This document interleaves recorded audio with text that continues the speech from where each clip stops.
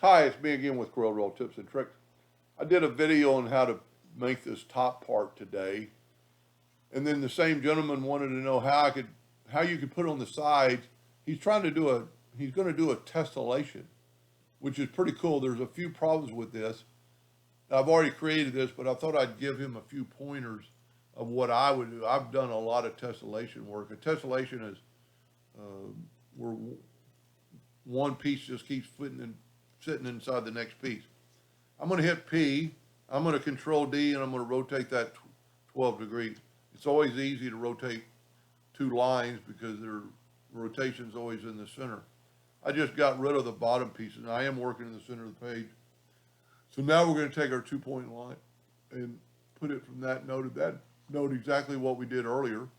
I'm going to take my twirl tool, and I'm going to twirl that line. You have to be right on that line. And then, go down here, and you maybe don't want to make too many, and you have to be right on that line. And you don't want too many, and you don't want them all the way down in here, because they're going to start getting in the way of each other. I'm having a little bit of problem getting, there we go. Let's say that's good. It's not what I would probably do. But then let's take the virtual segment delete key and delete this line. Because we don't want that line. We want to control D and hit a duplicate and then move the center rotation of that node and then rotate it 12 degrees. And what happens is now it's made a complete box, and then just keep going all the way around. When you get to the top, just kind of slow down. Yeah, I lost my control D, and then we need 312. That was an easy one because it ended on 300, and then control D. And see, that completed the deal. Now, if this is going to be your first tessellation, I would not do one that's 18 inches.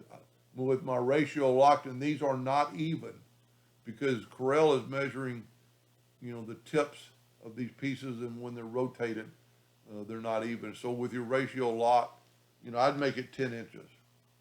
Now, to make a good tessellation, this isn't going to work because that's going to burn away. So what I suggest would be to take a circle or any shape. You could use a heart and hit P. We don't have to, but we could delete all these lines. So that's one piece of your tessellation, and it got rid of those sharp edges. So then take your Smart Fill tool and fill it in. You only need one of them. You don't need anything else. We're going to get the centerpiece, and we're going to move it out of the way. I'm not going to delete this because I might want to use it for something if this doesn't fit.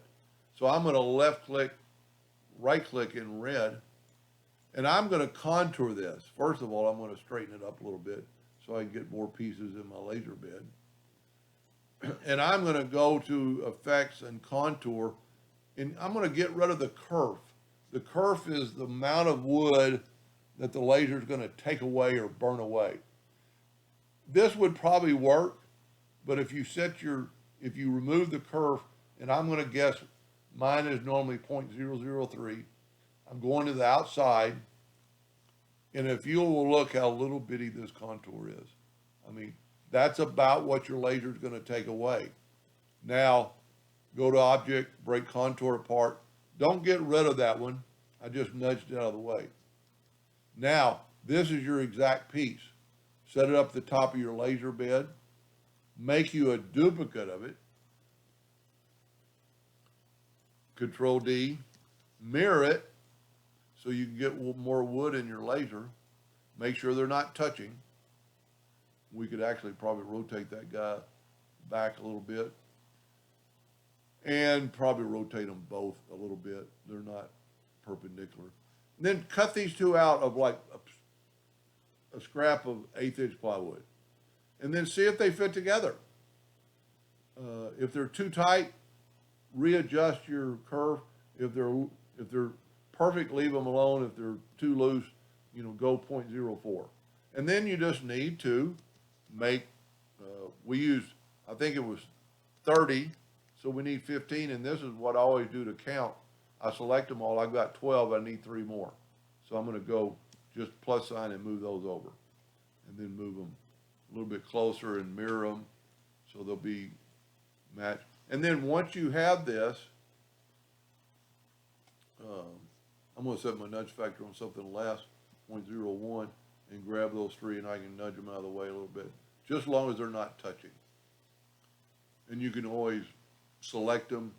And, you know, so that's 14 inches of wood times 4 inches. So if it didn't fit, you've cut a lot of wood out. So if you cut these all out of a maple and cut the other 15 out of walnut, this is what your tessellation is going to look like. Whoop, I didn't grab it all. And also, let's do this. Let's Control G to group it. And let's hit, move that out of the way. Let's hit P, put it in the center page. When you do a tessellation, you need a border to put it in. So we're 10 inches, so I'm going to make a 12-inch square. And I'm going to hit P. And this is going to be your border.